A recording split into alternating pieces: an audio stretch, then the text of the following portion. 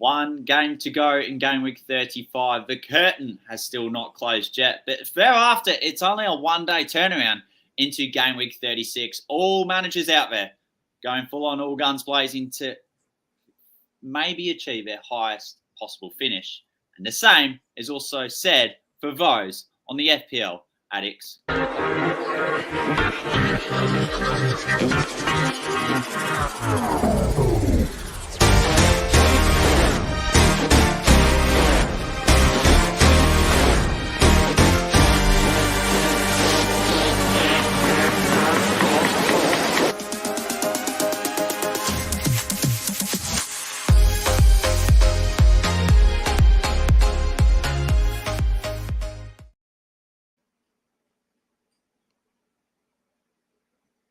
Fantasy managers, that was a bit of an unmute and mute pattern. Fantasy managers, welcome to yet another edition of the FPL Addicts podcast. We're seriously not far away from a penultimate game week of the season, and I can only hope we bring you all, wherever you may be watching around the planet, penultimate advice. Without further ado, I've got to introduce the entire cast, similar to how the CBS do it on the Champions League night when they do broadcast.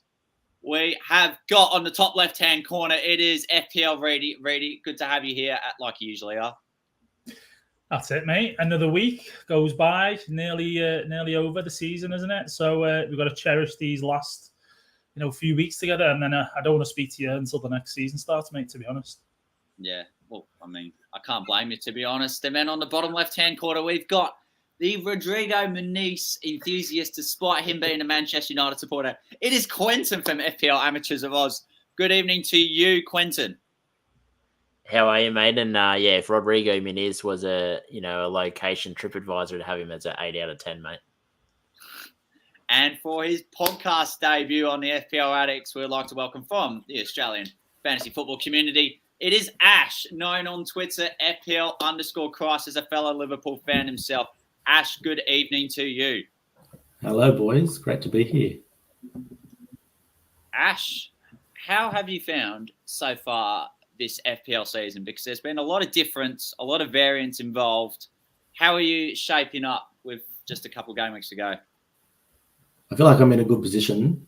I reckon this season I'll put like a Tour de France where you just get these different stages and you get these different hills where you just got to break them out into little different stages like that. And yeah, there's been some massive mountains, but I think I'm coming down the right part of it at the moment.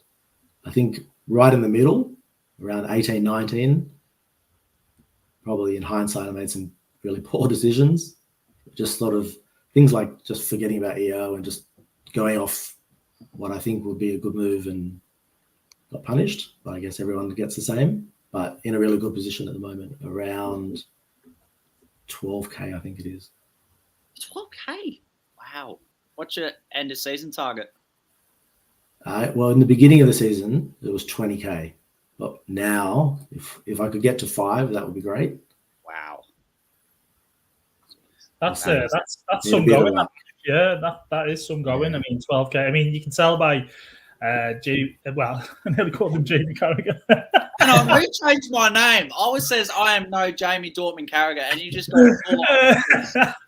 You went a bit scouse when you were like 12K. But yeah, that's some going, as I say, Ash. And hopefully you can get into that 5K. I mean, I know what you're saying about sometimes when you make these decisions, we all sometimes do play a bit of vibes, off that vibes rather than what we should do to try and catch up or, maybe get ahead. But yeah, mate, even so, unbelievable, mate. Hope you do it. Yeah, it's tricky to be patient for 38 weeks, so you just take some risks and see what happens. Yeah, and I mean, fellow Red, I know I just found out before the pod, I think Chazza did tell me beforehand. But yeah, fellow Red, I know I won't talk too much about our season because I know Quentin will be grinning for me here. And how that's ended out. And also, obviously, we've got an Arsenal fan up there who's competing for the league. But yeah, nice to have a fellow Red on, mate. Yeah, shame we just crashed in the last couple of hurdles. It is. It certainly is. As always, on every episode, the community plays such an integral part on how this show is driven sometimes, and we got loads of hellos. They were even on before we went live. What's up, Jonathan David? They're a regular viewer. Miriam, hello. Good afternoon to you. Mark Richards joining. Thank you very much. We also got one of our favourites from the Australian community in FPL Mez. Good evening to you, and I hope your stream about an hour ago, which was the Off the Cuff, I think it would have been her podcast name. Hope that went incredibly well too. And James as well for joining too. Well, speaking of later today, we're just joining straight back into Game Week 35 after a nice 3-day break with loads of Champions League. Still got the Conference League going on with Aston Villa. But Ash, we'll go to your side as it stands so far in Game Week 35. Talk us through briefly how it's performed at the minute. We bring it up. And I've got it. You got it there. I mean, I think pretty happy. I mean, things like the defense, I guess you just have to pray and hope for the best there at the moment. Everyone's doing it pretty tough, but to get a Branthwaite clean sheet, happy with that. Gabriel doesn't really matter because if everyone's got the same points there. Couple of injury crises at the back. So we can talk about that moving into the next game week. I guess Isaac's done really well, continued again. And the saviour so far has been Saka, moving him. Just, all the Spurs that side. 12-pointer. I'm really happy with that. And decided to bench Haaland in the end. So what I ended up doing was sold Salah and actually brought in Haaland this week for the first time, and then benched him. But luckily Foden was out, and I got his points anyway, so not too bad. It's a decent enough score, I think, for this week. I don't think you can really do much better than that. I mean, obviously Anthony Gordon's not in the side. I think he's the one, maybe with his 10 points stuff, that might have made the difference for you this week, Ash. But it's really tough at this stage, obviously, to have many differentials, isn't it? And especially at the rank you're at, it's going to be so tight. Which is why I brought in Bruno instead. And I figured that the head of the double probably should have done better last week, but that's okay. And tried to keep Watkins as a differential.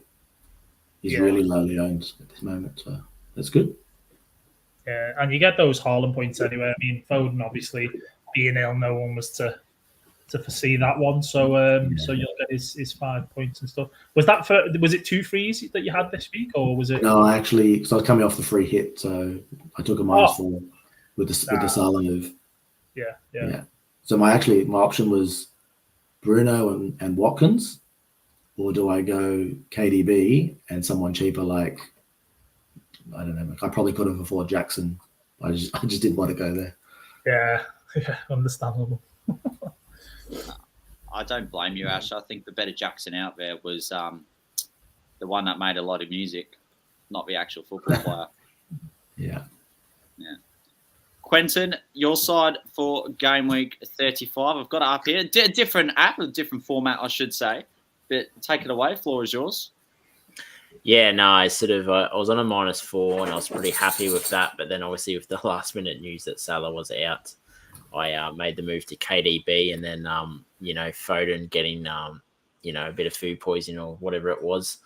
Didn't play, so it was a bit disappointing. But as you can see, I have Morris on my bench, so he's come on. And depending on whether Gusto plays tomorrow, but I'm pretty sure he's out, I'll get Gabriel's points. So I'm not too disappointed with my scores. Just I did get the points from Minis.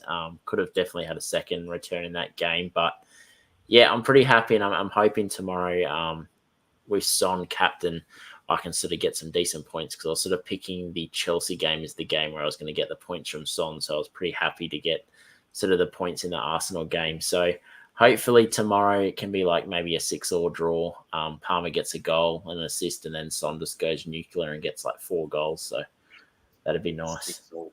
I did see your message earlier in the day, Quentin. that could be right up there with game of the season if that's the case, along with Bournemouth versus Luton. Let's not forget that one. Yeah, well, you can see my goalkeeper situation, Neto, who's been benched for some reason, and then I've got Kaminsky, so I was just pretty much banking on saves for Kaminsky. Pretty much, there was no hope of a clean sheet, but I hate the goalkeeper position, so I really just expect 2 points, and then anything over that's a bonus. Yeah. I forgot to mention the star of my team.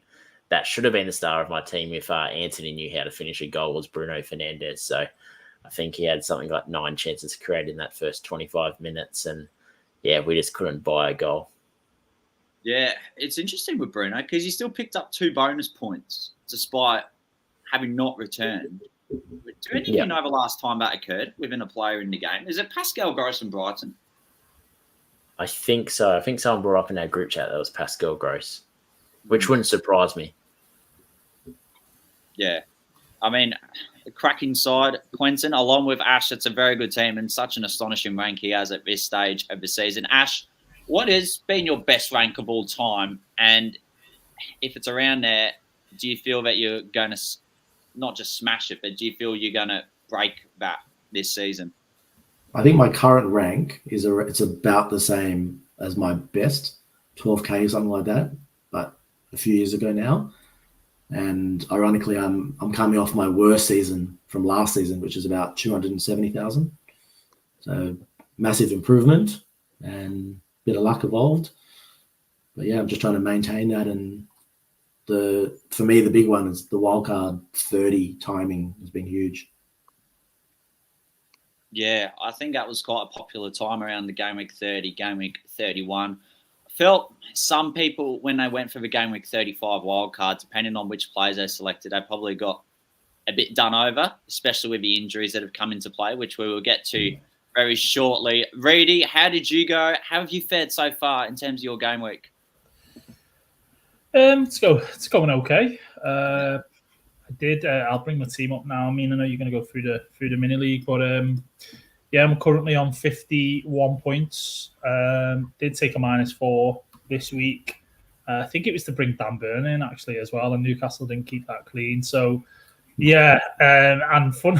There's a couple of interesting things actually. One is you'll notice there's 12 points on my bench there, which isn't great. Because I benched Saka instead of Salah, even though I did get the Salah news. I just kind of thought, you know what, West Ham terrible defensively. I thought Saka's playing in a bigger game, and I think I expected more from Spurs defensively, just because of the magnitude of the game.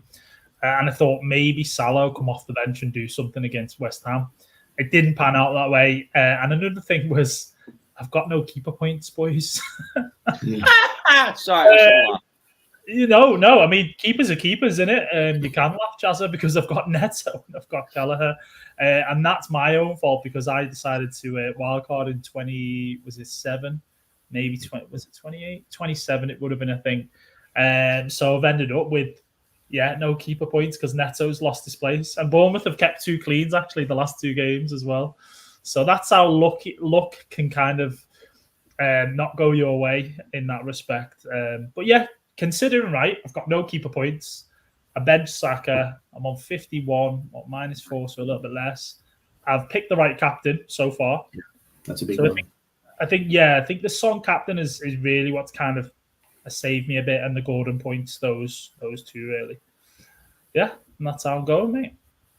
I like it, Reedy. Big time. I can't lie, you are faring a lot better than I am if we just go very closely to the mini league. That's just how it is at the moment. Man of Steel currently leading by 100 points at the moment. Should sew up unless his account gets deleted by the time of Game Week 38. We shall see. Look, 38 points. I mean, it's not the worst, but it's also not ideal. Palmer blank with 1 game to go. Gordon getting his points and Haaland off the bench. Well, Muniz comes off the bench because Foden decided to go ill as well. So Quentin will be very impressed about that. I'm finally getting some Muniz points after 8 podcasts, 81 hours of research. It's finally paying dividends. Mate, so proud of you, mate. You're starting this week. You better. Yeah, no. That's right. Oh, jeez.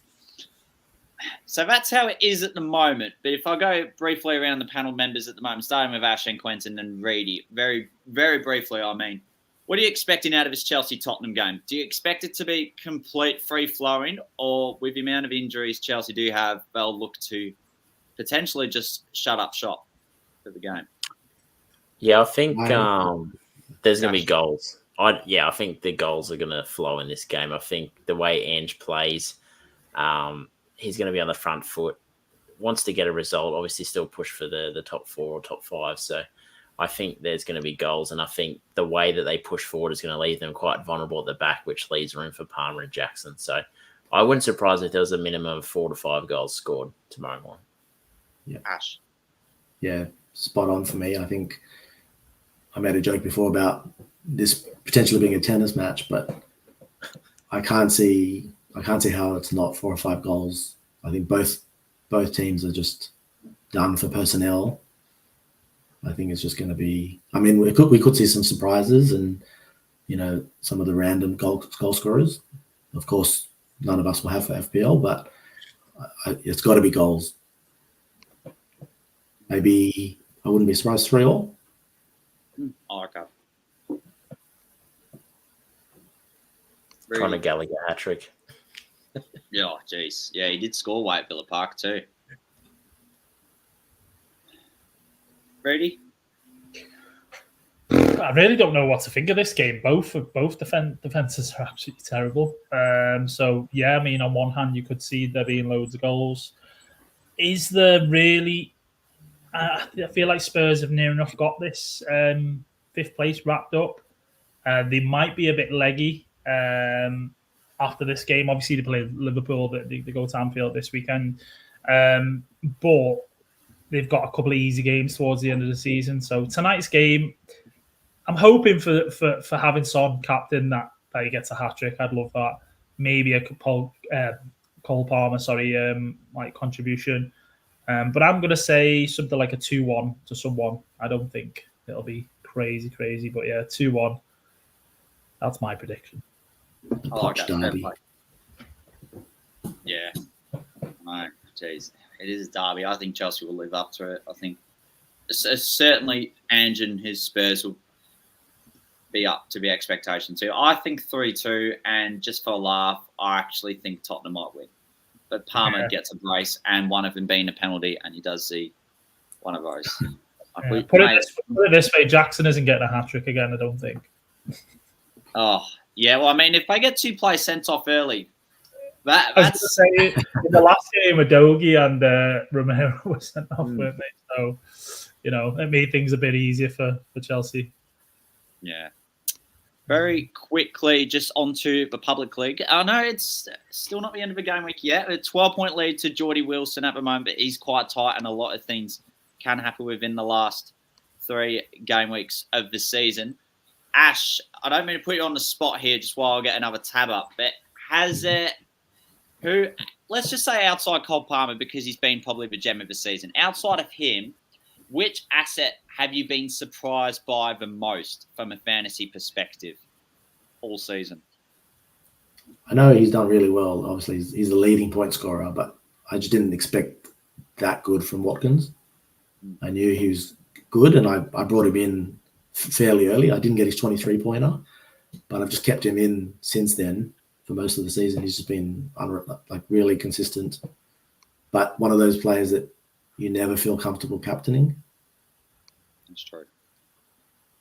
Yeah. Do you feel his price tag plays a big role in that? Him only being around 8 to 9 million as opposed to being over 10 million? Nah. I think maybe Villa's improved a lot as well, and there's goal scorers, and he's just got a good support cast. Yeah, I think he's just done really well. Yeah, no, that's a really good take there. Women's League, just very quick as well. Zara leads by 1 point at the moment over Georgia Civic. I actually just love tuning into these mini leagues on a weekly basis. Just something new happens, and that's what I love about it. So Zara, can she still hold her spot heading into prior to the game week 36 deadline? We shall see, but fair play to her for sure. Reedy, I think it's time to deep dive into the fixtures, in which we will start tomorrow night at Kenilworth Road, and we will end on a Monday night at the Pride of South London. Take it away, Reedy. What have we got in store? Well, what we have certainly got in store is the first Friday deadline in a long while. So after tonight's game, obviously, Thursday, then basically Friday game, Luton Everton, which I think it's fair to say, isn't it, boys? I don't think there's much riding on this game anymore because Everton look safe anyway. Obviously, if Luton can somehow get a result, it's more between them and Forest now. So that could be huge from that perspective. Deadline tomorrow. Don't forget, guys, because I thought there'd be presses today, but we've actually had a lot of the presses have been yesterday, in terms of update on injuries and so on. But the games, obviously, the Arsenal Bournemouth game is massive, right? Do Arsenal give City the title, as John's saying there? Early, what do you think, Chaz, on that one? Danger game, especially coming off a North London derby. I think we find a way to win, but only by one goal. That's all. Yeah. But if you want my opinion, just before we go to Asham and Quentin, say my standout fixture. Look, I'm going to go Man City Wolves, mainly because of how to see with Man City's lineup. That's really about it. In addition, Wolves did beat them earlier in the season. Could they provide an upset? It's going to be a very tough ask. Happy Etihad, but they have done it before. I do expect a Man City win. But City just due to the team sheet. That's all. And you, Ash, what do you think? Any games that kind of... Yeah, it's interesting. Like who would have thought Sheffield United Forest would be a big game, but it's going to have a big say in relegation, of course. Not many will have those assets. Agree on City. I think they're going to not only win, but I think going to chase some goal difference here. So there could be it depends on their goalkeeper situation, but it could be easily 3 or 4-0. The rest just seem a bit like meh. Yeah. Liverpool Spurs, normally you would say that that's a great fixture, but both teams not in great form. But it could still be a really cracking game. Yeah. I mean, I think at this stage, City are probably going to do the business. It's up to Arsenal to keep up with them. What about you, Quentin? I mean, that Palace United game. If Spurs drop points against Chelsea tonight and then maybe at the weekend, is that a chance for United to maybe pounce then on that fifth spot? I feel like everything could go away and we're just going to find a way to shit the bed. So I'm just, I've pretty much just decided that we're not going to be finishing any higher than pretty much where we are now. So I've made peace with that. I made peace with that probably about 7 weeks ago. So, but I think the United fixture for FPL purposes is an interesting one because a lot of people are looking at United assets for that double game week next week. So there might be a few people jumping on early this week with this fixture. So I think there's going to be a lot of people looking either with plays in that game or looking at how many United players. Because if United go really good, say they score 3 or 4 goals against Palace, I think you might be seeing a lot of triple up on United assets for that double game week. But if they lose 1-0, we might, maybe see teams with only one asset from United. And I think the City fixture with the captaincy options this week, I think there's going to be people going De Bruyne. If Foden's going to be fit, he definitely is a captaincy option. And then you have people that have Haaland as well. So I think for FPL purposes, not just for football purposes, I think that fixture is going to be massive. I think what people haven't noticed is that there's 2 London derbies on this weekend, Chelsea, West Ham on the Sunday. And I think this gets completely ignored. There's a West London derby on Saturday between Brentford and Fulham. Mm-hmm. It's got absolutely nothing to do with FPL, I know. And I probably should never have said this sentence. But there's a lot riding on supporters. That's all I'm going to say. Yeah, I think there's a lot of factors this week. There's a lot of good football matches like the Liverpool Spurs good game. I think that Arsenal, whether they can keep pumping up their goal difference. I think from a football point of view, there's a lot of good fixtures this week, but also FPL has a lot of interest as well, which makes it good viewing for us. We're sort of getting up in the middle of the night to watch these games. I think in the grand scheme of things, I think this week the title's still probably going to be up for grabs in terms of expect Arsenal to win. I think City will win. And, you know, I think we'll go into next week, the double game week, obviously FPL-wise, whereby I think one team will drop some points. City have got 2 away games, but obviously Arsenal play. Arsenal games kind of sandwiched. And I think that might play a part because if you look at how that pans out, City play Fulham. City go and win that game. Arsenal then have to go to United and kind of win that. And then it's kind of handed back over to City against Spurs. And I think that potentially the banana skin for Arsenal. But I hope I'm wrong because I don't want it to be over, you know, the week before. But that's how I think it might end up playing out. Unless we see City dropping points, obviously. But I just can't. You know what they're like, boys? The business end of the season. They've done it. Is it last 4 years now? Yeah. You know, it's so tough. And it just so happens like all the top teams have great home fixtures in 38 as well. Okay. Yeah, that's true. But yeah, that's this week's fixtures, boys. I know. That's a lot to go through. Reedy, just while you're there too, are we able to get up the transfers ins and outs to top 5 head into this game week?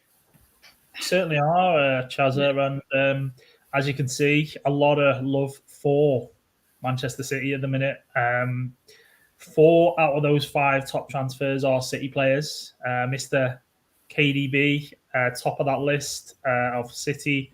Isak, I mean, still people pumping him into their teams. Obviously, Newcastle have the double coming up, so he's a great option, and he's been phenomenal for them this season. So, yeah, I mean, Gvardiol, are people jumping on him too late, would you say, Ash? Or do you still think he can get people points?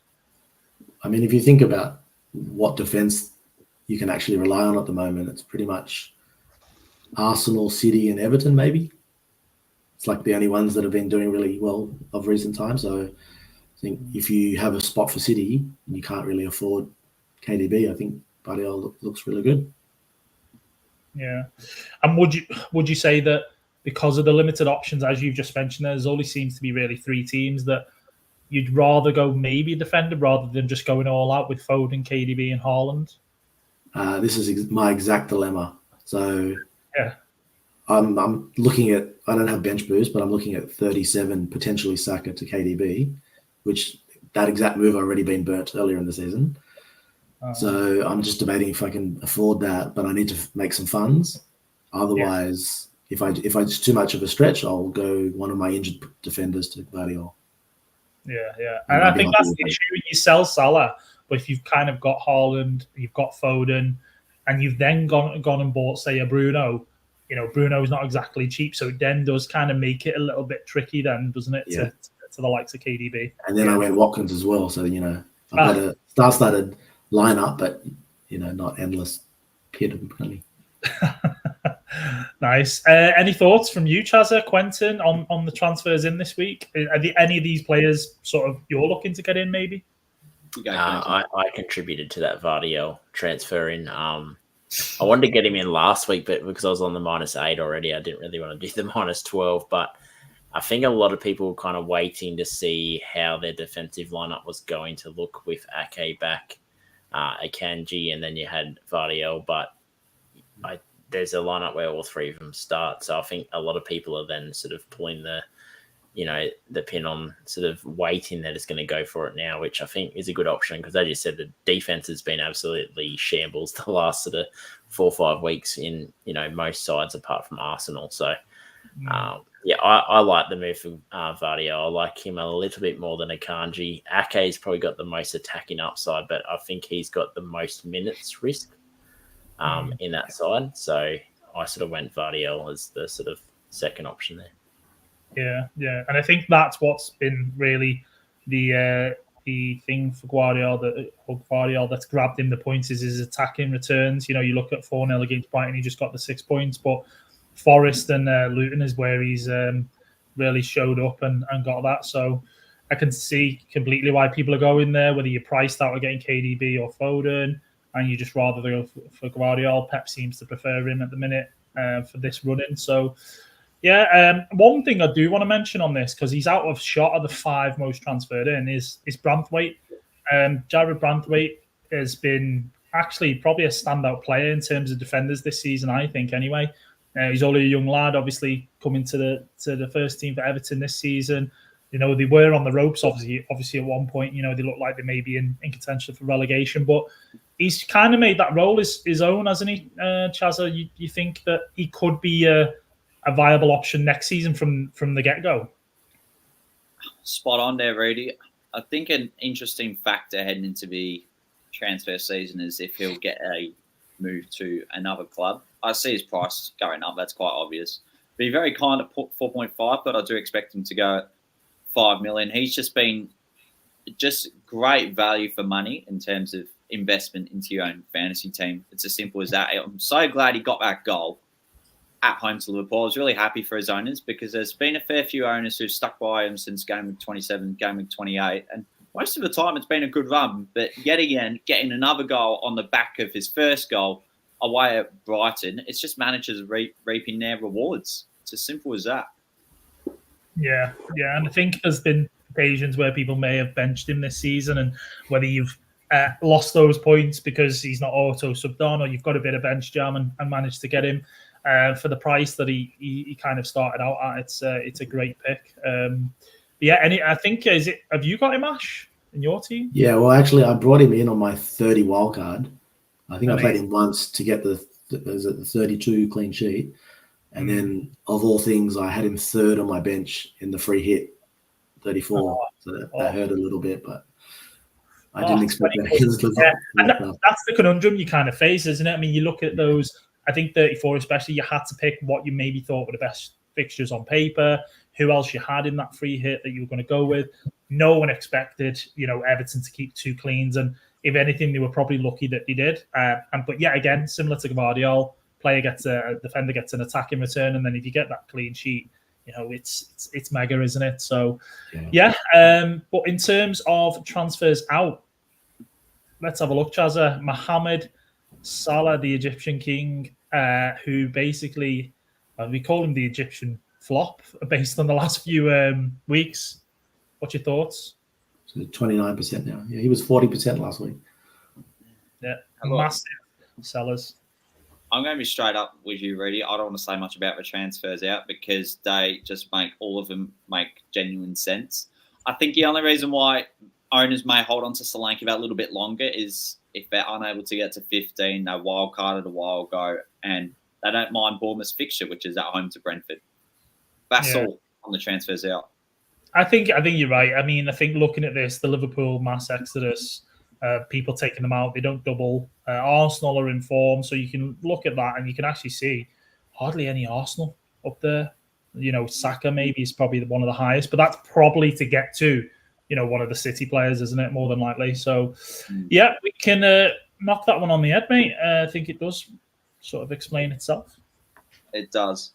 Brady, I want to go with you first, followed by Ash and then Quentin. If you had to pick a third Manchester City slot, is it going in defence or are you trebling up in attack? Brady. Say again, mate. Sorry, it cut out a bit. I lost you for a minute. That's all good. Third Man City slot, is it going in defence or would you treble up in attack? I mean, speaking from my perspective, I've got Haaland. I've not got any of the City players.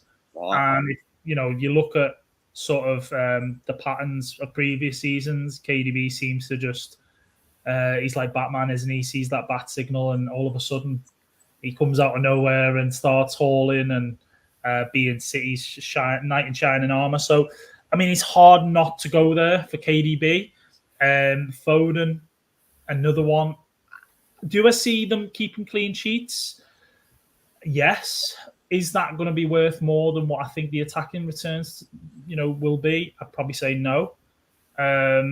So I'm leaning towards KDB, Foden, and Haaland. Ash? Yeah, I agree. It's not by much, but if you can get to KDB, I think he's going to be a really good asset for the last couple of games. I'm sort of waiting because I wanted to see if the title race continues, because then he's more likely to play both in 37. But if I can get there and create some funds somewhere, I'll go there. Otherwise, I'll be really happy with Guardiola, and there's not much difference, I think. Yeah, I think I actually like the two midfield with KDB and Foden, then a defensive asset, just because I think it's going to come down to the difference is what forward you bring in place of Haaland. So you've got Watkins, who is still scoring goals. You've got Isak, you got Højlund, you got Rodrigo Muniz, who I think is a start 2 out of the last 3 weeks. The City game, you probably benched him for that game. But then you could look at Jesus is probably a disgusting pick. You're probably not looking there, but he's an option. And then you've got Mateta as well with Palace's fixtures. Then, yeah, there's a few options up top there. So I think you can go the 2 midfield options with the defensive options if you're going without Haaland, and then using that money to sort of boost that sort of middle of the park there, and then get those premium defenders in. So whether it's a double Arsenal with a City asset, or you might go in terms of maybe a United asset, but you're probably not sort of going there unless it's a Bruno. Yeah. Some great takes. Don't get me wrong. I think it's fully merited having a treble up Man City attack. But I'm going to politely disagree with all of your takes. And I genuinely feel that one striker, and probably Haaland, one midfielder, probably Foden or KDB, and I actually think there's so much value in having a Man City defensive asset for the last 3 game weeks. Here's why. These sides at double. Look, Newcastle, I think, is a fair area to invest in, so I'll give them that. Spurs, garbage. Chelsea, it's a donkey farm, and it has been all season. Manchester United, Quentin will just say a few more sentences on them. They are absolute horrid and probably have been all season. Can you really trust in keeping clean sheets? Probably not. And Brighton, and I mean genuinely Brighton. Have you seen their location on Google Map? They're next to a beach, and right now they are seriously on the beach for the last 3 weeks of the season. There you go. So that's why I genuinely think Man City are probably a trustworthy side to have in defense. I want to get to now, and I think hold Chazza. One other thing is Ortega a option for that 3rd City asset? Or should I say Edison? Good shout, but isn't Edison back in training this week? Oh, he could be. I don't know. Last time I saw he looked like he was getting stretched off. Yeah. Oh no. I think that as an option as well, Ortega. Oh God, you've got that headache potentially. Imagine Edison's back. Say either to make that or take a transfer. Edison comes back for one of the games out of the double. You then kind of like, oh no, So I don't think it's the most optimal move out of everything we've discussed, probably. But great little segment there, Chazza. And I know you're choking now, mate. That's the 2nd time you've done that in the last few weeks. So yeah, mate. But Chazza, excellent little yo. Yeah. What's going on, mate? What's going on? I don't know, mate. I don't know. Losing my mind. But yeah, so us 3 agree. Chazza doesn't. On we go. Yeah, on we go. Oh my God, this is great. I'm the imposter for today's episode.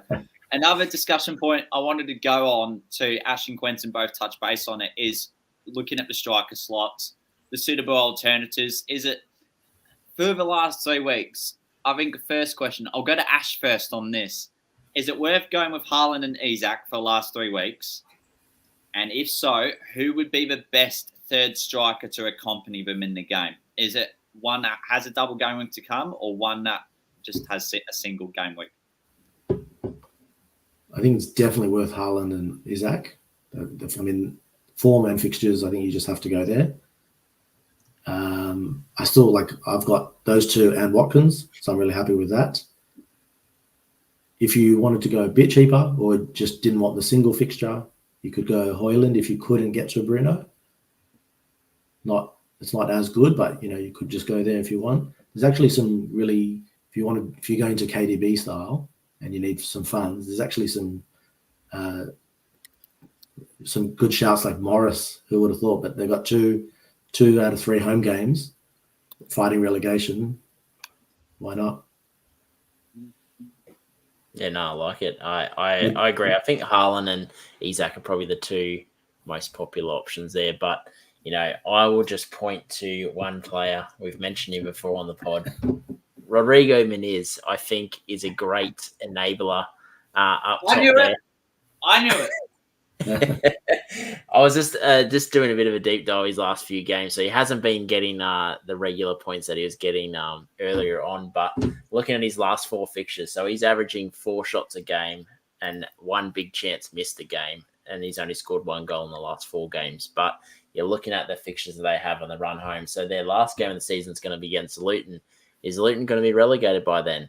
Could they be on the beach? The last time they played each other in the championship was 7-0 to Fulham. So could be an opportunity for goals there. Then this week they've got Brentford, who I think has just been an absolute garbage show defensively this season, and another opportunity for him to score a goal. And then City, obviously, you're probably going to play 5 in the middle there, so you're only going to have the 2 strikers up top there. So if you do have the likes of a Haaland, an Isak, and a Muniz, you're going to bench Muniz that week. So you're going to get the 2 good fixtures, bench him for that middle fixture, and then you're going to sort of, I guess, invest heavily into your midfield there. So I think at his price point, he's a really good enabler to finish out the season.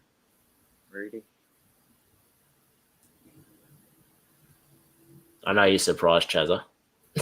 Oh, yeah. Sorry. Yeah. I mean, no, not really. I was just waiting to see what Rudy had to say. I can't top that. I mean, there's no just give us all the deets, all the juicy stuff, and yeah, I agree with him pretty much. Yeah. In terms of back on defensive picks, now one went with City being a fair side to invest in, and maybe Newcastle. But in terms of players, who are the best budget picks down back for the last 3 weeks? Really, is it a Dan Burn? Maybe Harry Maguire? Or now we've seen this injury crisis that has unfolded within the last few days. Yeah, it is tough. I mean, especially if you're looking at doublers for 37 and stuff. I mean, this week we looked at the fixtures before for 36. So if you're going to be getting someone that you're going to be playing, I mean, United against Palace, it's away. Palace have been quite good at home. Do you want to get anyone for that? Probably not. You could go Newcastle, but their away form this season has been absolutely terrible. And currently, it's looking for me personally, I think Burnley are the favourites to stay up. If they pull off a result this week, especially, you're then looking at the option for them to go to Forest on the last day and pull off a big sort of climb out of that relegation zone and relegate Forest. So, yeah, I mean, defenders, Newcastle, you go Dan Burn.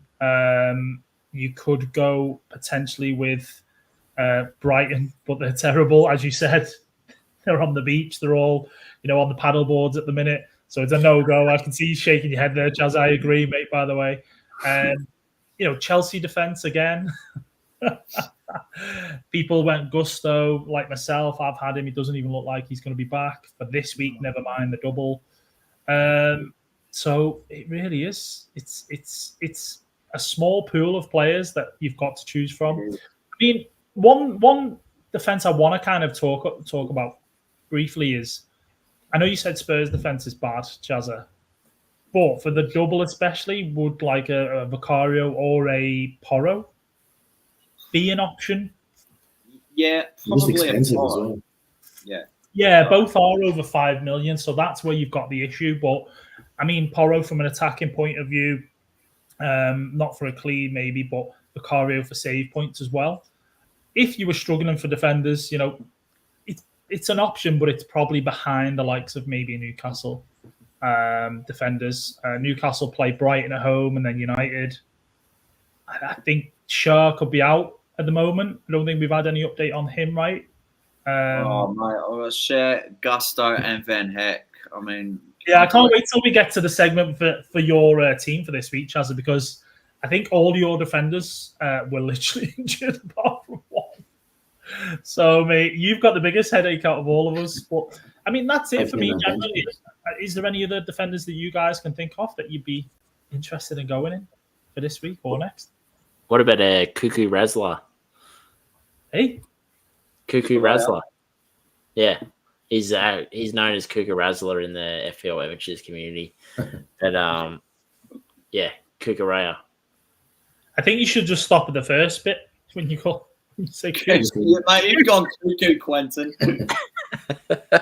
Yeah, just looking at him, he's only 4.8, and Gusto's got 1.5 hamstrings. Reece James, he's on a beach somewhere. I mean, So- in my situation, I might need to get a keeper. I've not even thought of that. Petrovic could actually be an option for me, genuinely. Yeah, right. Play with no keepers. I might as Just well play have no Roman. keeper. Yeah. There needs to be an option on FPL where you can just play Roman goalkeeper and just put another defender or midfielder on. Actually, Instead of- if you're talking about Moonies before, maybe on that Fulham side, you could go. Anthony Robertson's got the 2 home games. Maybe I he's an love me option. some Robertson, mate. That's a good shout. That is a I've good still got shout. him in my side. When you say 2 home games, though, Ash, it's 2 out against of the next 3. 2 out of the next 3. So he's got. I think that's. Let me just, No, Brentford he's away away to to Brentford United. this week. He's at home to City next week, and then he's away on the last day to Luton. all right, there you go. I think Yeah. Fulham just prefer playing home away from home. That's what Ash's point is. It's like playing in little stadiums. Yeah. A side conversation of this, goalkeeping options. Is Onana a sneaky pick as a goalkeeper option for save points and possibly the odd clean sheet on the run home? I've looked at this option, Quentin, I'll be honest with you, and it's probably one of the things I've hated the most, looking at what keepers I want. I mean, I'm going to have to use 2 transfers, say, on 2 keepers if I want double goalkeepers for 37. But what is life right now? You know what I mean? I'm looking at that. I literally had to have a cold shower and have a good hard look at the mirror because Yeah, I've got a bench boost that is literally just a waste of time, basically. Do you remember when there used to be the all-out attack chip? Right? I don't know if you ever remember that one. I need an all-out goalkeeper chip, so I'll get 4 or 5 goalkeepers I get to pick, and I at least get some points from Well, I'm going to have to take, if I want to get another goalkeeper in, I'm going to have to take a -4, and I feel like I need to go to bed with a mirror and wake up to myself. Yeah, mate, yeah. But this is I interesting. like Onana though. I don't mind him as a pick. Gibbs White. I think he's been Forest's best player this season. Yeah. Alongside Christmas Wood. Every day is Christmas. Yeah, that's true. Yeah, he's been up there, certainly. Gibbs White, I agree. But yeah, Mate, defenders. next to Hokey Pokey ice cream, he's the best thing that's come out of New Zealand. I won't even ask what that is. I don't even want to know what that is. All I can Mate. tell you, Quentin, is that we'll end up on the end of season compilation somehow. But yeah, I think it's only really City defenders, Everton defenders, Newcastle, maybe United if you want to go with Slabhead. Oh. Or a Wan-Bissaka at 4.5. No chance. Nah, no one's feeling it. I mean, I've got my injured Nori still waiting for some news on that. I thought he was a good option, but He's I'm just injured waiting again. for He's not- Casemiro to get dual position. Oh, Casemiro's going to end up in the gulag. He's going to be in goal soon. He's that far back in the pit. Mate, the gulag is such a funny thing because the whole team needs to be in the gulag, but there's no way out. They can't. He's get their way out. literally. He's going to end up like one of the Ninja Turtles down in the sewers, mate. Master Splinter with the walking stick. Oh God! Here we go. Yeah, I've got a question from FPL Lindelof. here. Bench one between Son, Bruno, Mateta. A bit of a benching headache. What would you say, Ash, for this week? oh, that's tough. I mean, you're going to see the rest of the team, but I guess you're not benching Bruno, even though it's away. You're not benching Son, surely not. You bench Mateta. Yeah, you'd have to. Yeah. Although, I mean, I could see a return for sure. Oh, yeah. I feel like all of them are going to return. You're just going to hope that you got the ones that have the most points. Yeah. Ash, this question here is actually a really good segue in terms of your talking point you wanted to elaborate on, the choice of an 8th attacker for the rest of the season. Explain to us why you'd like why you wanted to mention it. Yeah, I mean, obviously a lot of people wildcarded just last week in 35, but also 30-31, and they set themselves up for either, depending on their formation, having that 8th attacker. But right now, if you've got rid of, say, a Saka, or you've brought in the extra depth, you know that you're going to have to pick someone, just like that question before, and you're going to have to pick someone that is very likely to return, but you're just going to have to hope for the best there. So I know I've got that issue as well. Yeah, it's a very valid point. And like, do you go for, is this a purely double game week play, but then you know some of them stink, so do you go for the better players in the single? But you can't bench a doubler if you brought them in now. So not at all. No. Yeah. Yeah, I mean, I can't believe the fact that we're not mentioning Anthony Martial is complete disrespect, isn't it, Quentin? Now he's back. I thought he was he worked at the kit shop. I didn't realize. Sorry, I didn't mean to laugh so hard. Sorry. I think he's one of the stewards now, isn't he? They're sending him Handing out some hot nuts on a winner's day. Yeah. At Old Trafford. Oh God, Quentin held his name. So. Mate, Martial, I don't know what could have been when he scored that. Was it the double against Liverpool on debut? And then there's just been this massive cliff, and he's just kept rolling. Yeah. A lot of injuries, though, right? I mean, I'm not giving that as an excuse for him, but he has had a lot of injuries and time out, hasn't he, at times, when sometimes you look at him. I think there was one season maybe in FPL where he was actually a good pick. He had a purple patch. Yeah. But yeah. FPL, have you guys looked ahead the next 3 weeks and just looked to see who you're going to put as first sub? Which attacker? Oh. Well, I guess next week doesn't count right, because I'm playing bench boost. I don't know who else is on bench boost. I'm guessing you are, Ash. So, but for this week, bench boost myself. Yeah, for this week at 38, I think it's Mateta for me. Yours is insurance. Yeah, yours is probably a bit more interesting than that, is it? Or is it Mateta? No, I don't have that. Oh, okay. I mean, I guess we can move on to the next segue, right, Chaz? And what teams? Fancy challenge, or should we just spin that off completely? I'll be honest, that mode right now just doesn't interest me. So, does anyone have a team? Yeah, I've actually been playing it religiously, just because I want to be better than Damo. Pretty much, it's just me trying to be better than Damo. So, oh my God, I love it. But yeah, I mean, do you actually genuinely want to talk about it? You can bring up your team if you want, mate.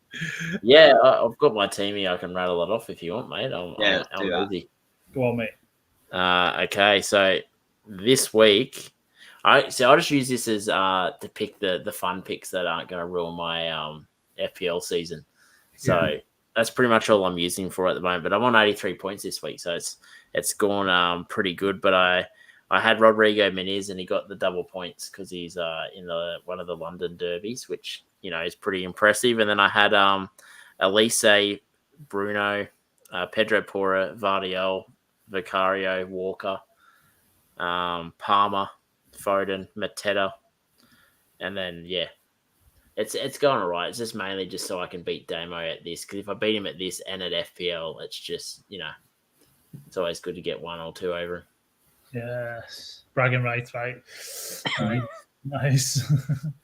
I always almost forget every time, and then I'm just sitting I might be just sitting around looking after the kids, and then I'll just put my side in. I think one of the other things we were going to say was any single game weekers worth investing outside of Arsenal. Yeah, I actually put this in earlier only because some people go against the theory of piling on for as many doubles as possible, especially those that have just activated their wild card and now playing the bench boost. I know one side might actually go okay until the end of the season. I'm speaking about Game Week 37. West Ham are at home to Luton. I think if you've got Jared Bowen at the moment, I'm not sure if you'd be as tempted to sell him with just to sell him in general, because I think at home to Luton is so bad away from home. I actually think Bowen or even Antonio. So why did I mention him? I meant Paqueta. But I reckon I could go big. Yeah, that's all. I just feel there's some value in sides that just have one game. Yeah. Nah. I don't know. Like the likes of Eze obviously didn't feature last week for Palace. Palace seemed to be like absolute fire when Eze, Elise are both playing at the same time.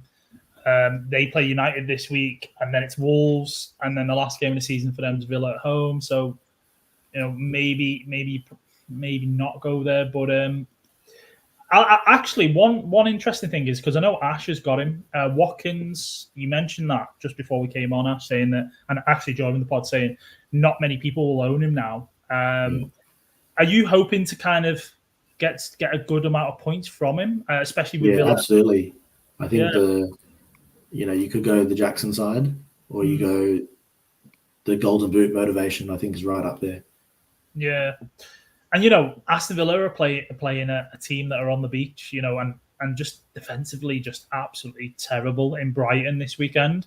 I think that's a great fixture for him, Ash. And then Villa play Liverpool next week at home, though. Could get a return and then Crystal Palace. So. Yeah, exactly. So I think actually, Ollie Watkins feels like the standout pick, right, boys? Yeah. In terms of single game weekers, anyway. Yeah.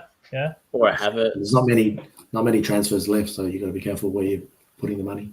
That is true. That certainly is true.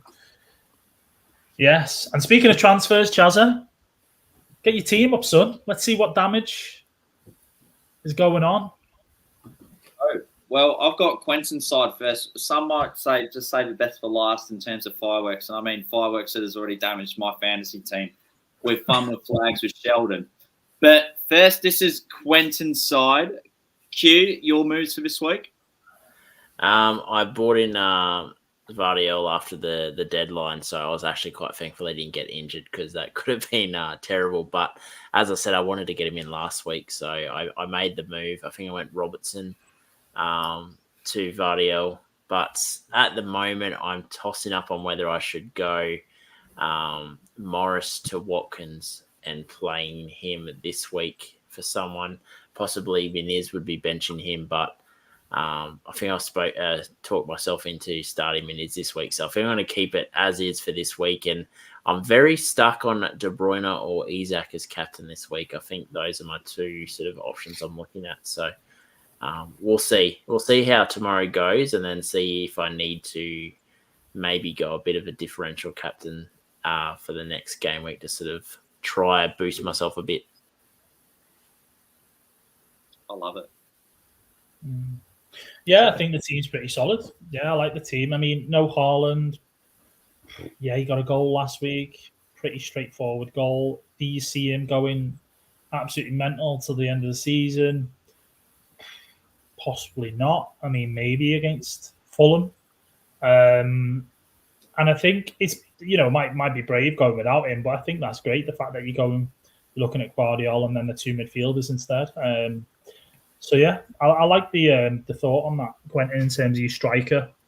It could go horribly wrong, but I'm hoping that Haaland just continues to be the Højlund from Wish and doesn't score too many goals. I think the fact that you're not gonna if you're gonna bring him in and captain him, fair enough. But the fact that you've got De Bruyne there, is fair enough anyway, and you kind of captain him or maybe Foden. Yeah, I do like it. Indeed. Oh, that's fantastic. Triple City as well. No Haaland as well. Quentin, the project could go bang, just like Mikel Arteta said in his press conference 4 years ago. It could well. I mean, what's the difference between 200k and 900k is what I'm saying. 200k, 900k. I'll go to me next because I want to do probably either you or Ash last. I do Ash after you. Do Ash after me. Okay. I feel like I can feel a live transfer coming on here from you, Charles. I might be wrong. I might be wrong, but this is my team for this week. I mean, oh God, it's like that old saying, isn't it? I've had better. You know, you shouldn't really say it, but you go and say it anyway. But I just don't know. I think the team picks itself for me this week. I've got one free transfer, I think it is. Let me just double check. It is one free transfer, yes. And 0.7 in the bank. And the only thing I'm thinking of doing this week is a keeper transfer. Maybe Salah out for KDB. Maybe. Thoughts, fellas? Thoughts? I like it. You like it? Okay, let's just do it now. I can't be bothered with the pain anymore. What goalkeeper did you choose? Was it Onana, Yeah, you were saying? goalkeeper transfer. Well, this is the frustrating thing, right? If I take out Kelleher, I mean, Neto's not going to play, so I've got no keepers, right, basically. So even if I take Kelleher out, I can't afford, like, what, a 4.4 doubler, is it? Or can I afford Petrovic? Oh, No, you can afford the Brighton keeper. They concede every game. Let me just get the sick bucket, Chazza. Located it Sweet. somewhere. Don't know where it's gone, but definitely not getting a Brighton. Just grab that Liverpool jersey out of the bottom drawer, mate. Just use that. Yeah, I think I've got a scarf somewhere here. But yeah, basically, if you go for a Brighton keeper, that is like FPL suicide because what's his name? Zebra Man basically picks a different keeper every week. That guy. Zebra Man, that's a cracker. He literally picks a different keeper every week. He just wakes up in the morning and just goes, sometimes maybe good, sometimes maybe shit. And he goes like, Verbruggen, you're in today, son. You're in. So, you know. So I can't go Brighton, Chazza. As much as it would please you and make you laugh even more at me probably because you're going to win the mini league. I can't go Brighton. So the only option I've really got is to take Neto out. What's your funds at the moment? 5-3. 5.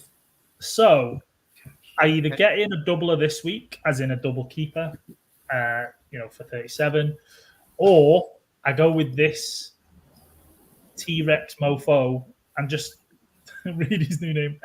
Yeah, get T-Rex. Get T-Rex in there. Get T-Rex. I'm no excuse. Oh, God's sake. Are we thinking about Pickford? Even though he doesn't have a double, he has Sheffield United next week. Does it kind of just make sense to go there? Or he'll make 6 saves off Bertrand Diaz alone. What do you reckon, boys? Pickford? I like, shouldn't say I like, but go Onana.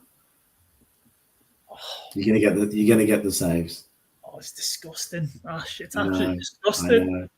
I can't remember the last time I've owned a United player this season, in all fairness. Mate, as long as Casemiro's playing centre back, we're going to at least get 6 saves a match minimum. Yeah. I think I was looking at my transfer plans in terms of what to do for 37. I was looking at getting Vicario, I think, at some point. So Petrovic was going to be moved this week. And instead of Pedro Porro next week, I was going to go with Vicario. So realistically, Petrovic we don't expect Chelsea to keep a clean sheet this week. But is he an option ahead of Pickford? I got him a wildcard 30 with Onana. I've already sold him. Wow. Yeah, I sold him for Fleck and I got a clean sheet on debut, so I'm happy with that. Oh, I couldn't do Chelsea defense. It's just too much. Yeah, I just don't. I think West Ham are probably going to score, aren't they? And then what? Chelsea's double is Forest away, Brighton. Have Chelsea got a chance of keeping it clean? Maybe one.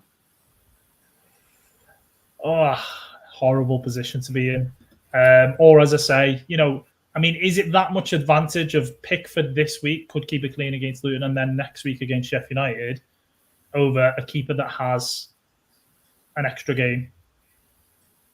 Yeah, that's a good point. That's how I've got to look at it. So just go Pickford, basically, is what you're telling me. Is Petrovic even just guaranteed? Is Sanchez coming back soon? Possibly. But yeah, I'm going to do Salah to, I think it's got to be KDB. Yeah. He's on Oh, like Bruno. the third page. Or Bruno. Oof. Gotta Are we go doing a live transfer, mate? Just do him now. -4. Bosh. Gosh, love it. Done and dusted. Yeah, so I want to have the option to go for either Vicario or Pedro Porro next week. But that's my team for this week. All done, all set up. -4. Bosh. Not looking at Mateta, starting him. I mean, who do you start him over? To be fair, Ash. I mean, look at the midfield. It's juiced. It's juiced to the max, isn't it? I mean, I don't know what Gordon has against those away dressing rooms, but can't score away from home. Yeah, that is true. Yeah, that could be maybe something I consider. I mean, we look at when the game is 3:00 kickoff.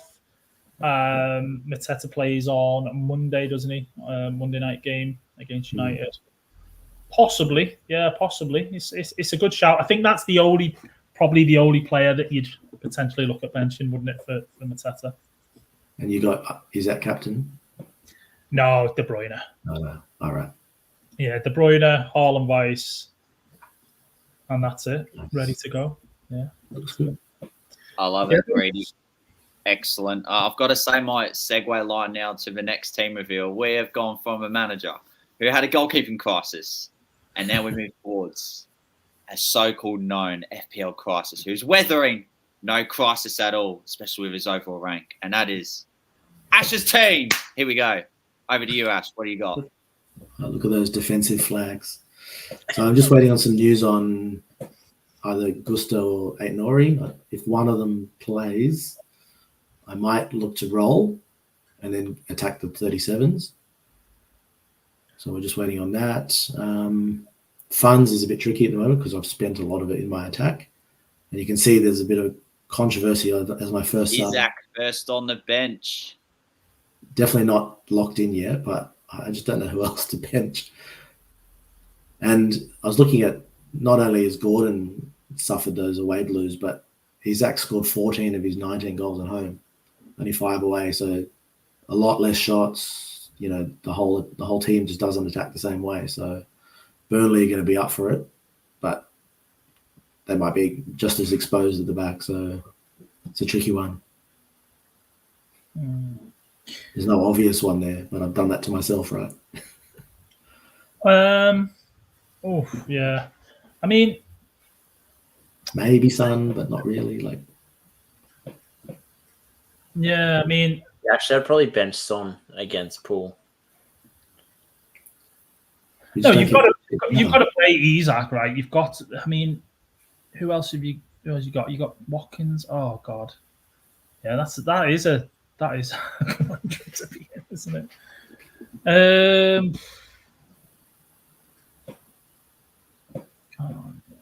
Yikes, Isaac on the bench. Yeah, this is like giving me Palmer bench vibes.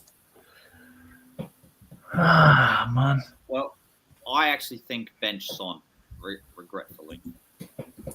So I'll give it tomorrow. See what happens in the game. Yeah, I'm not going to bench Bruno. The other home games I've got to play. I personally would be bench Bruno over Son personally, but A moment of silence has commenced. that's just me. That's just me. Only because United are away, Palace are good at home. Yeah. Can you see Fernandes getting many returns, whereas Son, breaking behind the Liverpool defence? But I think there's arguments for either. Really, you've just got to pick and hope. That one blanks. If they both score, if they both get a double digit, then there's nothing you could do anyway. But yeah. Like if I manage to hit the jackpot and Isaac does blank and Watkins goes off, see, that's good. But could we go the other way easily? Why are you giggling, Chaz? Sorry, I was just wanting to go through, if you don't mind me, Quentin. So this is what Quentin said just in our chat as we're doing the stream. Anthony Gordon reminds me of that blonde kid off Postman Pat.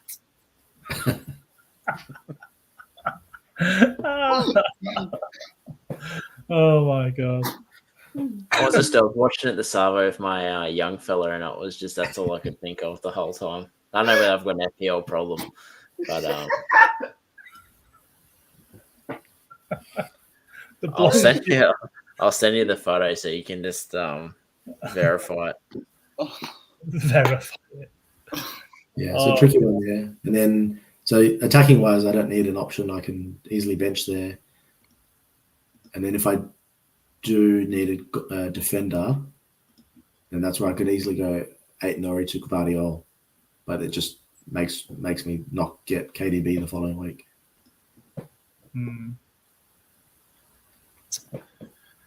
Oh, I mean, it is such a tricky. I mean, defenders wise, obviously, you can do something about that, can't you? But you are left with not many options there with such a good midfield. Yeah, good luck to you, whatever decision you make, Ash. Yeah, tricky, right? Yeah, definitely. I mean, it's a horrible position to be in. Like to me, I've got Gusto as my first bench. So I don't have bench boost, but I've kept my triple captain for 37. Oh, nice. So did you say you were debating maybe going Gvardiol this week, Ash, or no? Depends on if I've got no third goal defender. Right. Bradley is close. I mean, isn't the best. Yeah, I was thinking about that, but he is this week. Yeah, that's it exactly.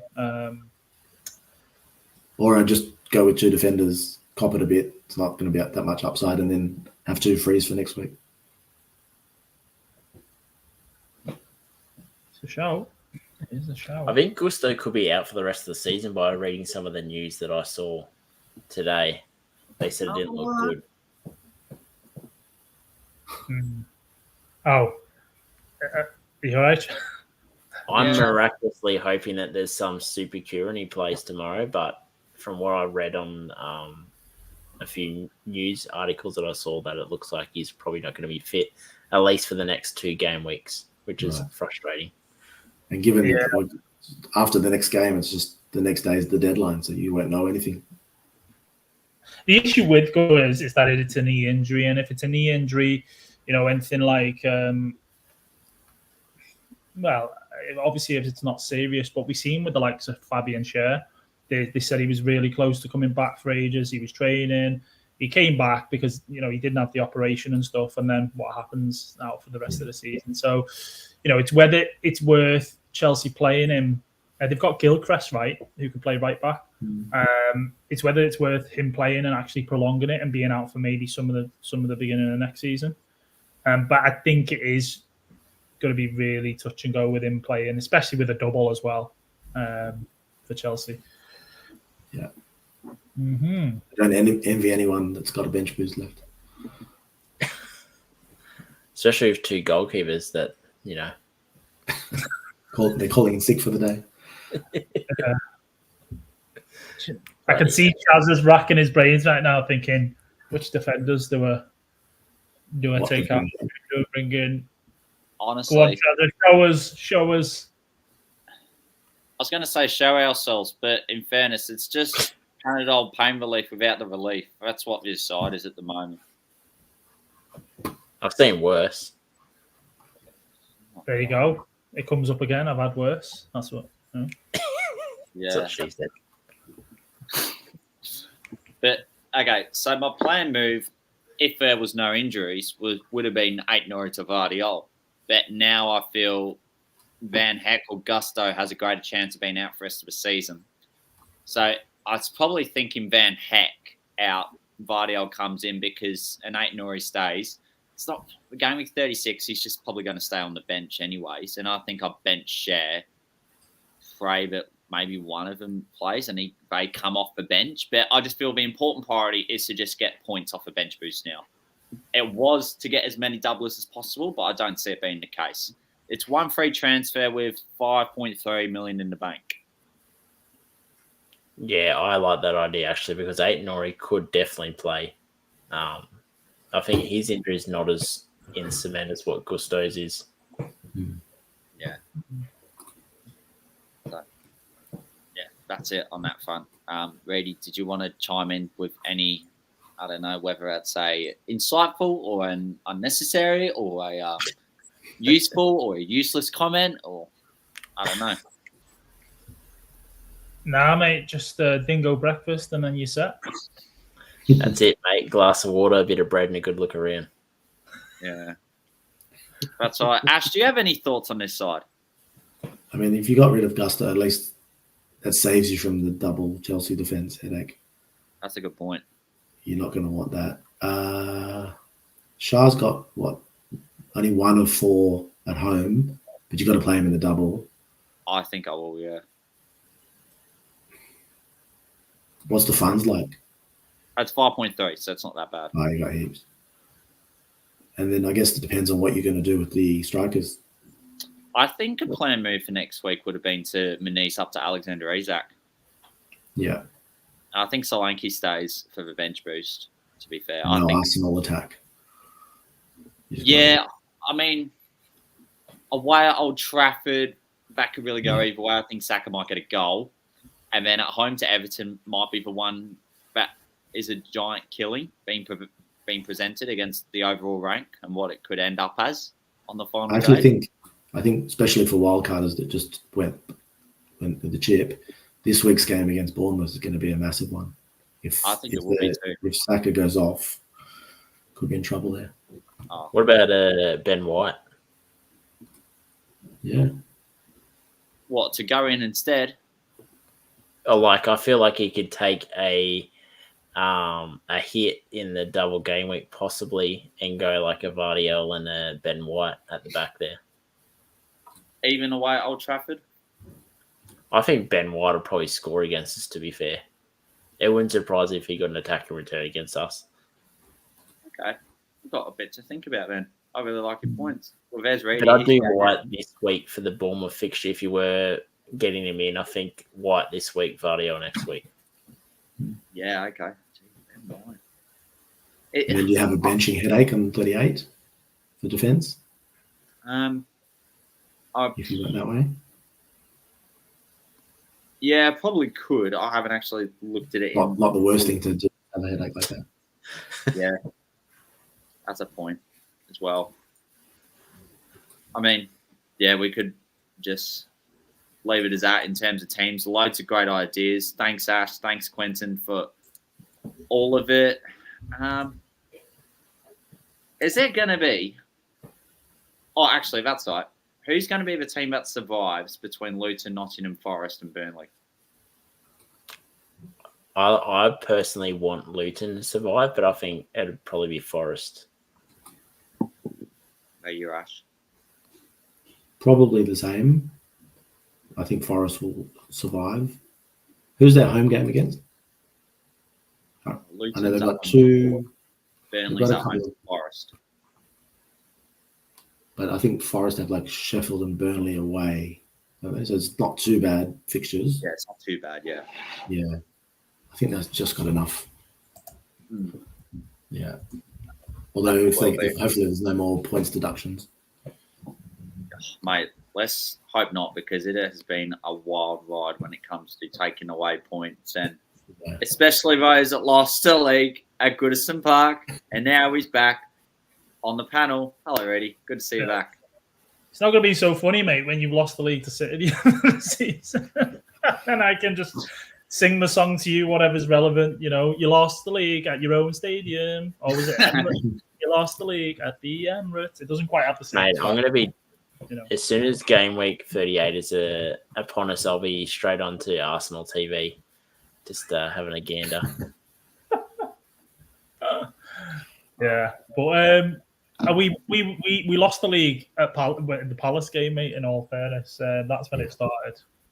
So we lost it at Anfield. In all fairness, but yes, is City win it again? Another snooze fest. Everton don't get relegated again. It goes on. The 3 relegated teams or 3 promoted teams get relegated again. Well, yeah. What are your thoughts on Ipswich Town possibly actually being a pretty solid team getting survival next year? Because I think the 3 teams that are coming up, there's not really a team to look at and go, they're pretty bad. They're probably going to go straight back down. Like Leicester, looked good this season. I think it's going to be tough though, right? Because we saw what Forest have done this season, spent an absolutely crazy amount of money. They've bought some top players. When I say top players, they've done well in other leagues. They're like known names and stuff like that. I think where they lacked this season was buying a proper striker. I know Wood's been okay. Awonyi's been injured at times. Origi's not really played striker the whole time. And I think that's where they've suffered, not scoring enough goals. They remind me of Fulham. Remember Fulham when they spent all that money? They bought in that Siri from the French league. They brought in some really good players, and then they just went down. But then they can't. They've done it right this time. And then Stoke, when they brought in, was it Bohan from Barcelona? Oh yeah. And I was thinking, and Shaqiri, and I was like, oh, they're staying up, and they were just absolutely horrible. Yeah, and that's the thing, that you can have a lot of money as a club. You know, you get obviously money for being promoted and, you know, TV rights, all that sort of stuff. But you need to have an identity and a structure and a plan moving forward to actually be, you know, stabilize the club within the Premier League. Because we saw how many teams come up, go back down, yo-yo, Norwich, you know, West Brom for years. It's so tough to kind of maintain it, isn't it? So yeah, we'll see. We'll see, I guess. I hope they do. You know, I don't mind Ipswich. It's nice to have a different team actually come in the Premier League rather than the same ones all the time. So yeah, just Norwich is coming up, going down, coming up, going down. Yeah, it's like, what's the point? But yeah, thoughts, Chazza? What do you think about Ipswich? It's great because I'll tell you what Sky Sports are going to do. Come opening night next season, it's going to be Ipswich Arsenal. They're going to pump it up like there's no tomorrow, and then Ipswich win 1-0. The tractor boys come back with a bang. And Cam Burgess will look inside his top pocket and he'll find Saka and Havertz. That's right. Peter Drury will just have poet after poet coming out of his one-lining mouth. You know, the rest. Jamie Carragher will probably still be at Dortmund having 8 pints at the yellow wall. And the kid from Postman Pat will be there doing backflips. Yeah. Can't lie. That is an absolute cracker. We still have one more segment to go, but as always on our usual podcast, we've got to give Bonus Bank, our major sponsor, a lovely plug indeed. Our sponsor in Bonus Bank has a fantastic free tool to help FPL managers edge their FPL mini leagues on a weekly basis. I'll tell you what, there's not many weeks to go. This tool displays the probabilities of a clean sheets for each team and which player is likely to score. This is useful in determining the best defensive picks and consider assets likely to score this game week. Number one clean sheet pick heading into 36 is the side at home to Wolves, it being Manchester City with 55%. And the asset likely to score is Haaland this week on 63%. Now it is time for double points, double money, take it to the bank. It's captain's corner time, and I can't lie, there's always a plethora of options. And we're going to start cold, I know, in Cole Palmer at home to West Ham United, who's had 10 goals and an assist in his last 5 home matches at Stamford Bridge. He's had 3 goals and 5 assists from his 6 matches this campaign against London-based sides this season. Only 3 sides have conceded more than West Ham's 65 goals shipped in the league this campaign. And all of those sides are currently in the relegation zone. Erling Haaland / Kevin De Bruyne, if you want to go with a bit of a Belgian twist about you. Both at home to Wolves. Only once Man City have played Wolves in May. And I'll tell you what happened that day. Kevin De Bruyne scored 4 goals at Molineux, and he ended up having a 30-point double game week. And yes, Andy Martin from Twitter loves finding a way in mentioning him on a weekly basis. In addition, Kev De Bruyne has only produced 2 assists at home this season, 1 each against Everton and Burnley. Haaland is second most transferred in forward this game week. Heavily discussed, like he usually is on most podcast episodes here at the FPL Addicts. Got his goal last week away at Nottingham Forest. In his last blank at home, he had double game in 25 against Chelsea, where he had 9 shots and he just couldn't hit the side of a barn that evening. Next pick, Bukayo Saka at home to Bournemouth, in which he got his goal and an assist in the North London derby. However, he's never returned at the Emirates against the mighty Cherries. He is ranked 3rd overall for expected goal involvement this campaign with an XGI of 23.93, only behind the Egyptian King and the inevitable Norwegian who always loves putting the ball in the back of the net. Another one, Ollie Watkins away at Brighton. Now, this may be quite overlooked. He scored 23 points in the reverse fixture at Villa Park all the way back in September. 3 of his last 4 away fixtures, he has managed double-digit hauls. Plus, he got 7 points away at Arsenal not long ago. Brighton have conceded 7 goals in their last 2 league games without reply. In addition, that's another centre-back down probably for Brighton in no Van Heck, we think, for the rest of the season. Last but not least, Alexander Isak away at Burnley. Yes, he's only scored 5 goals away from home all season, and Clarets have been unbeaten in their last 8. And whichever captain you decide for Game Week 36, hopefully it is returns galore. And more importantly, may your arrows be green. Thank you very much for another segment of Captain's Corner. Bosh. Just waiting to Nice segment, mate. Some great captain picks there. I think actually this week is a week where captaincy is a bit tough, right, guys? I don't think it's as straightforward as what we maybe think it is. And obviously there's some great fixtures there. Who are you boys leaning towards? I'm KDB or Isak, I think, at this stage. KDB or Isak, and you, Ash? He doesn't want to reveal it. He's high up in the ranks. He's well above us. He's like, I obviously can't captain Isak from the bench. Yeah. It's funny because I hadn't given any thought to the captaincy, but then I just realized that the deadline is the day after the Chelsea game, so I better think about it. I think it's Palmer at home. You got to go there somewhere. Saka or Haaland. It's one of those for me. I'm just not sure. I could be tempted by Saka. Saka, interesting. Oof. And I think actually no one has Salah, right? Of us 4, no one's got Salah anymore. No. Wow. It's dead to me. Yeah, like if you own him now, he could be amazing against Spurs, like the tired Spurs, but I don't think you're going to captain him again. It's all about ramen noodle head on the wing. Elliot. Yeah. And you, Chazza? About the Salah pick, I just feel there's players out there who've got better fixtures on paper this game week, which I feel makes Salah as a captain option a little redundant. For me at the moment, it's on Haaland, but I am quite tempted by Cole Palmer. What about you, Rudy? He hasn't been going big Haaland. He's safe. He hasn't ever since his injury. 6 to 8 points, but Palmer could go really big at home to West Ham. Yeah. Depends who you speak to, mate. Damo will thoroughly disagree with you on that. Of course he does. He's a West Ham fan. Yeah. He's a West Ham fan. Yeah, I'm probably going to go KDB this week. Damn, bit of a surprise. Okay. Nice. KDB, get it done. Hopefully he goes bang. And then I'll be probably quite tempted to captain KDB again next week. I'll be honest. So we'll see. Next week, obviously, we've got a lot of doublers to pick from. Isak's going to be tempting next week. Yeah, I'm going to have that triple captain headache next week. You certainly are, my friend. I think you're going to go. I think you're going to go City.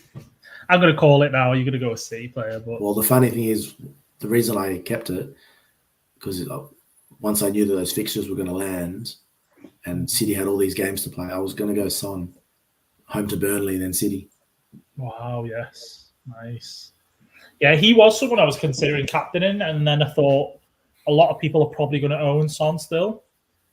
I mean, Foden's an option next week. There are loads of options, but Son's an interesting one, especially with that Burnley fixture first.